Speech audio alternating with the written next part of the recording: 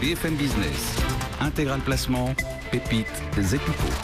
Alors justement, oui, quelle pépite française privilégiée en bourse, quelle star de la cote devez-vous intégrer dans vos portefeuilles boursiers? On va poser la question à Pierrick Baucher. Bonjour Pierrick.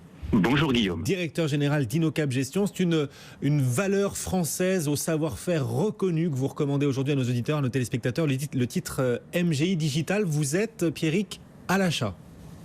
PME française dont le japonais Konica Minolta détient 36% du capital et est son premier actionnaire.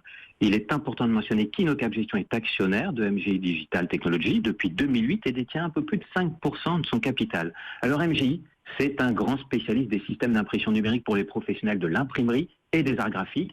MGI, c'est 30 ans d'innovation. Chaque année, entre 15 et 20% du chiffre d'affaires dédié à la R&D. MGI, c'est 80% du chiffre d'affaires à l'international. Nous avions partagé ensemble cette forte conviction le 1er septembre 2016. Le cours était à environ 35 €. Aujourd'hui, il est aux environs de 40 €. Alors, ce n'est pas l'évolution du cours qui est important, mais c'est bien l'accélération des ventes réalisées par Konica Minolta, son partenaire. Le chiffre d'affaires 2016 était sans saveur, quasi stable, à environ 45 millions d'euros, avec une rentabilité opérationnelle toujours élevée à près de 21%. Mais au 4e trimestre, on a eu le début de la réaccélération avec une croissance des ventes de 35%, dont une progression de 66% à l'international. Sur le premier semestre 2016, Konica représentait 20% des ventes de MGI. Au cours du deuxième semestre, c'est 44% des ventes réalisées par Konica. C'est une hausse de 82% d'un semestre sur l'autre. L'accélérateur est enclenché et nous devrions le constater dans la dynamique des ventes dès ce premier semestre 2017 et l'amplification devrait être très significative au second semestre. Jamais MGI n'a bénéficié d'une visibilité aussi forte.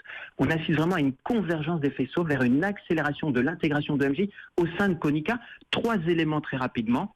À la Drupa, qui est le plus grand salon mondial de l'industrie des arts graphiques, qui s'est tenu en juin 2016, 70% du stand de Konica Minolta était dédié aux équipements de MGI.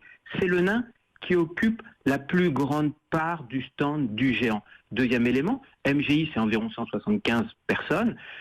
400 personnes ont été formées à fin 2016 au sein de l'équipe de Konica Minolta.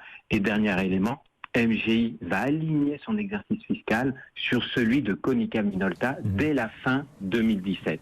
Le risque de dépendance à Konica est fort, c'est évident, mais il est inférieur, à notre sens, à la position mais véritablement stratégique qu'occupe MGI au sein de Konica Minolta.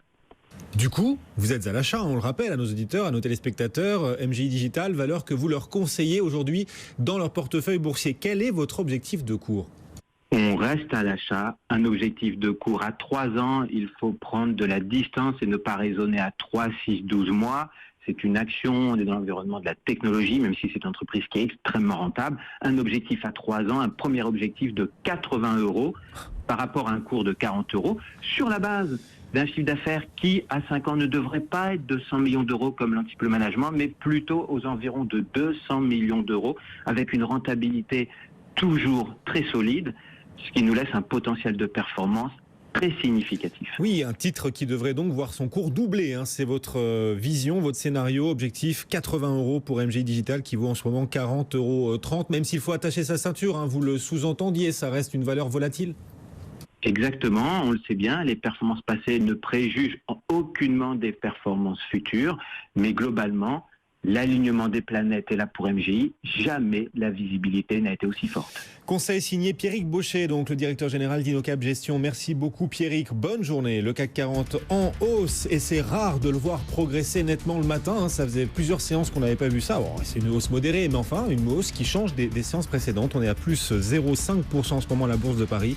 5123 points pour notre CAC 40. Vivendi en tête, recommandé par Goldman Sachs. Le titre gagne 2,4%.